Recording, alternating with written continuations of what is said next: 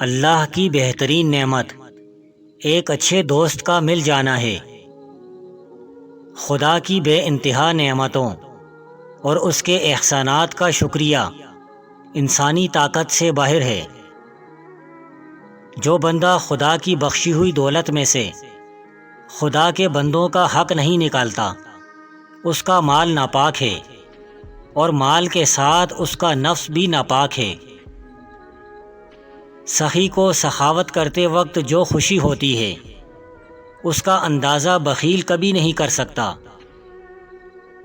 کسی کتے کے آگے ہڈی ڈالنا سخاوت نہیں، یہ فعل اس صورت میں سخاوت ہوتا ہے جب اس ہڈی کی ہمیں بھی اتنی ہی اشتہار ہوتی جتنی کہ کتے کو۔ زندگی ایسے گزارنی چاہیے کہ کہانی لکھنی پڑ جائے تو کچھ چھپانا نہ پڑے۔ اچھی زندگی کا مقصد دوسروں کی زندگی میں خوشیاں لانا ہے۔ زندگی ایک تہوار صرف داناؤں کے لیے ہے۔ خود کو پہچانے بغیر زندگی بسر کرنا بے وقوفی اور جہالت ہے۔ حلال روزی کمانا انسان کی روحانی زندگی کی بنیاد ہے۔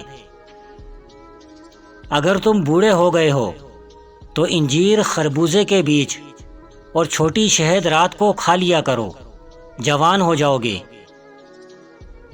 وقت اللہ کی امانت ہے، جس کا ایک لمحہ بھی ضائع کرنا خیانت کرنا ہے۔